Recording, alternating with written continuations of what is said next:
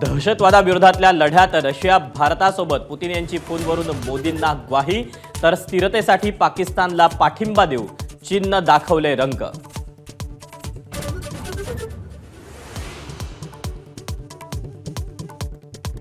भारतानं पाकिस्तानचं पुन्हा दाबलं नाक, चिनाब नदीवरील बगलिहार धरणाचे दरवाजे अचानक केले बंद, गाळ उपशाचं दिलं कारण, चिनाब कोरडी झाल्यास पाकिस्तानातील पंजाबची पाणी कोंडी।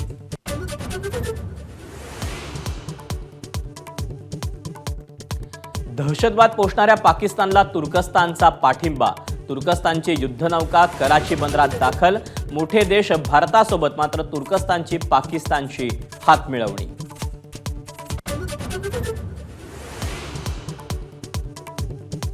पाकिस्तानी लष्कर प्रमुख असीम मुनीर यांचा शहबाज सरकारवर नियंत्रण आणण्याचा प्रयत्न, सरकारवर लावले भ्रष्टाचार परिवारवादाचे गंभीर आरोप, पाकिस्तानातल्या विविध संस्थांवर मुनीर यांनी पेरली विश्वासातली माणसं।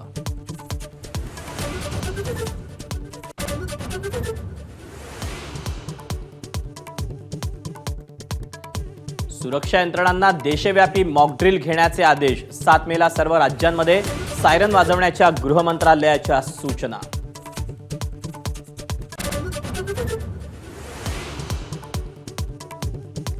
लोकसभेचे विरोधी पक्षनेते राहुल गांधी पंतप्रधान नरेंद्र मोदींच्या भेटीला, नव्या सीबीआय संचालकांच्या निवडीसाठी पंतप्रधान कार्यालयात बैठक।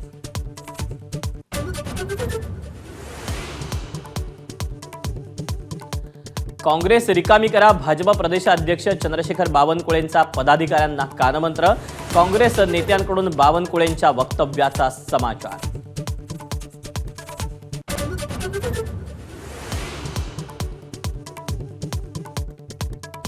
अक्षय शिंदे एन्काउंटर प्रकरणात राज्य सरकारला मोठा दिलासा, नव्यानं एफआयआर दाखल करण्याची गरज नाही, सुप्रीम कोर्टाचा निर्वाळा, याचिका निकालात।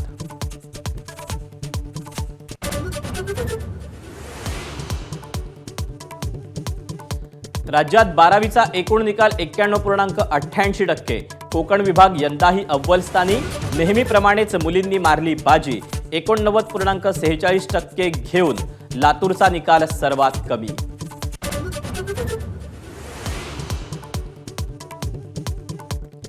नाशिक जिल्ह्यातील मालेगाव आणि पानेवाडीमध्ये वादळी वाऱ्यासह गारपिटीचा फटका, कांदा पीक आणि बियाणांचं मोठं नुकसान, तर जालन्यात वादळी वाऱ्यासह जोरदार गारपीट।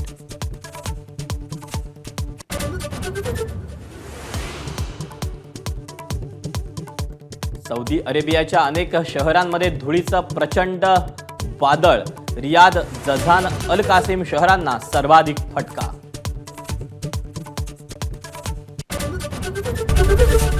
एबीपी माझा, उघडा डोळे बघा नीट।